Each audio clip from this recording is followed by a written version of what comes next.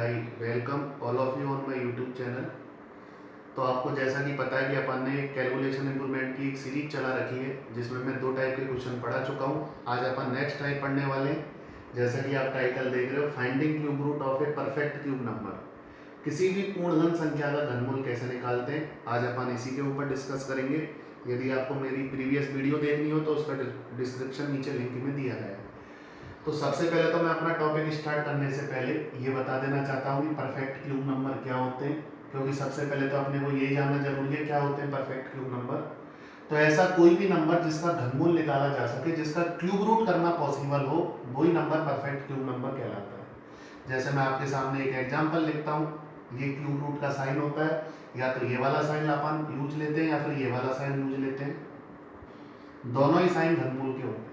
तो सबसे पहले मैं आपको ये बता देता हूँ परफेक्ट क्यूब नंबर क्या होता है। ऐसा कोई भी नंबर जिसका क्यूब रूट निकालना पॉसिबल हो, जिसका घनमूल पूरा पूरा निकाला जा सके, वो परफेक्ट क्यूब नंबर कहलाता है।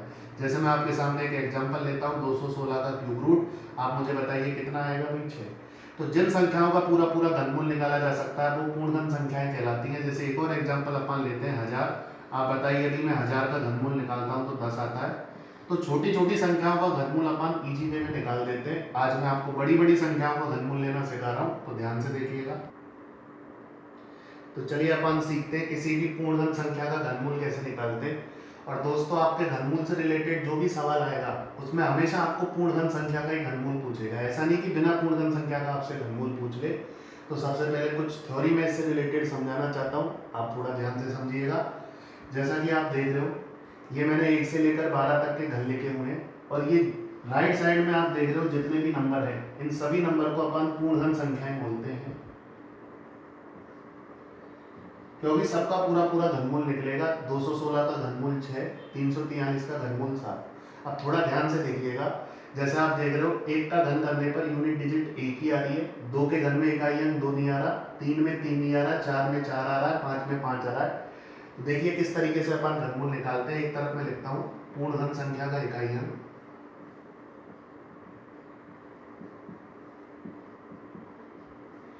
दूसरी तरफ वो इकाई अंक कौन सी संख्या में आएगा।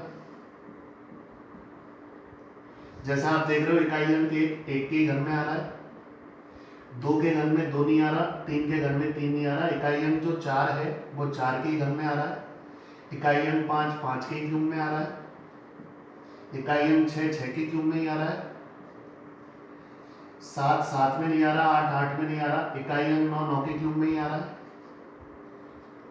और इकाई अंक 0 0 का क्यूब बोल दो या 10 का क्यूब बोल दो, एक ही बात है।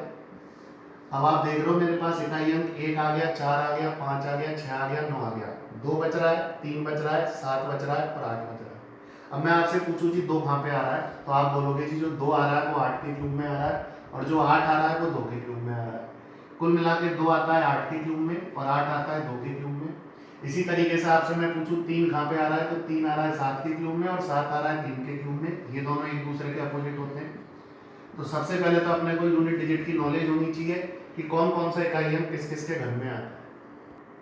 तो चलिए दोस्तों, अपन इससे रिलेटेड कुछ एग्जांपल करते हैं। बड़ी बड़ी संख्याओं का घनमूल आसानी से कैसे निकाला जाए, आप बहुत ध्यान से देखना, केवल 2 मिनट समझ लीजिए।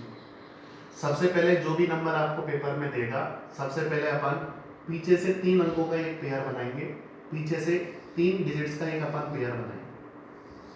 अब आप मुझे एक बार बताइए, इस पेयर में इकाई अंक क्या है, 6। आपको ये देखना है 6 जो है वो किसके क्यूब में आता है। जैसा कि अभी अभी मैंने आपको यूनिट डिजिट की टेबल बताई थी, इकाई अंक 6 केवल 6 के क्यूब में आता है। अब इस पेयर से अपने को कोई मतलब नहीं है, ये पेयर केवल यूनिट डिजिट निकालने के काम आता है। मान लीजिए कल को पेपर में एक ही ऑप्शन ऐसा हुआ जिसका इकाई अंक 6 है, इसका घनमूल पूछा गया पेपर में, और एक ही ऑप्शन में इकाई अंक 6 दे रखा है, तो वही ऑप्शन अपना आंसर है, पूरा करने की जरूरत नहीं है। अब आप मुझे एक बात बताइए, और अंक क्या बच गया, 4। अब थोड़ा ध्यान से समझना, आपको ये देखना है कि 4 किस किस के क्यूब के बीच में आएगा। आप देख रहे हो 4 जो है वो 1 और 8 के बीच में आएगा, 1 के क्यूब और 2 के क्यूब के बीच में 4 आएगा।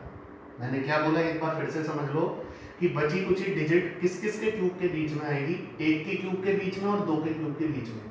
तो 1 और 2 में से आपको छोटा वाला नंबर लेना है। छोटा वाला नंबर 1 है, यही मेरा घनमूल है, यही मेरा आंसर है। इसका जो घनमूल होगा वो 16 होगा। जैसे और एग्जांपल आप देख लो, आप बताइए इकाई अंक एक किसके क्यूब में आता है? आप बोलोगे जी इकाई अंक एक के क्यूब में आता है। अब इस पेयर से मुझे कोई मतलब नहीं है। अब आप देख रहे हो ये 9 बच गया, कुछ लोग इसको ए समझ रहे होंगे, ये ए नहीं है, ये 9 है। अब आप मुझे बताइए 9 किस किस के क्यूब के बीच में आता है? 2 और 3 के क्यूब के बीच में आता है। तो 2 और 3 के क्यूब के बीच में 9 आएगा, मुझे छोटा वाला नंबर लेना है, तो छोटा वाला नंबर 2 है, इसका घनमूल 21 होगा। आप बताइए इकाई अंक 6 किसके क्यूब में आएगा? 6 में।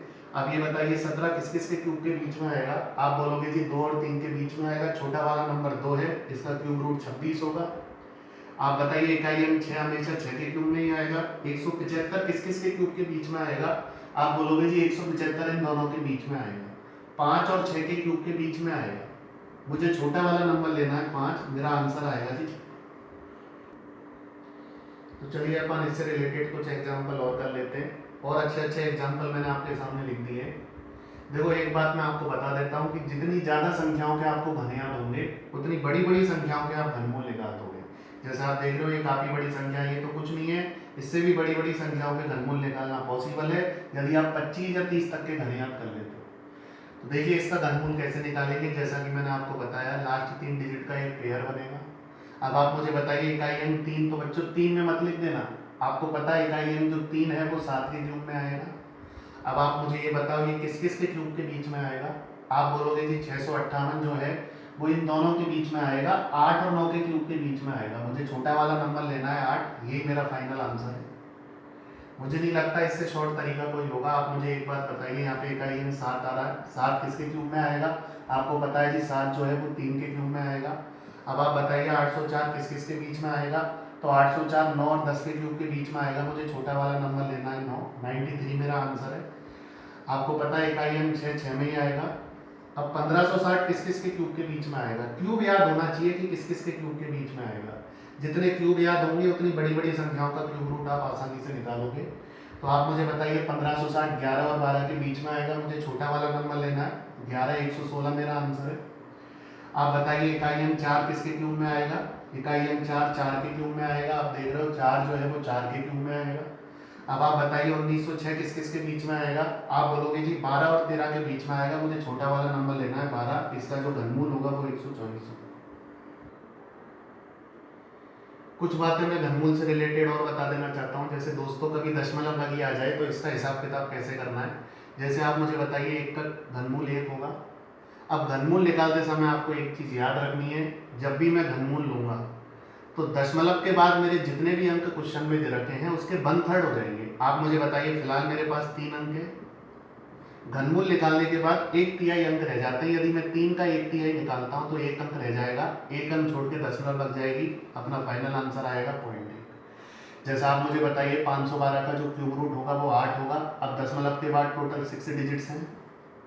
मैंने आपसे बोला घनमूल निकालने के बाद डिजिट्स 1/3 रह जाती हैं, तो 6 का 1/3 2 डिजिट छोड़ के मैं डेसिमल लगा दूंगा, यही मेरा आंसर होगा। जैसा आपको पता है 1728 का क्यूब रूट 12 होता है। अब आप देख रहे हो दशमलव के बाद टोटल 9 डिजिट्स हैं। अभी आपको बोला कि 1/3 हो जाती है, तो 9 का 1/3 3 डिजिट्स होती है, 3 डिजिट छोड़ के मैं दशमलव लगा दूंगा, मेरा आंसर आएगा जी 0.012।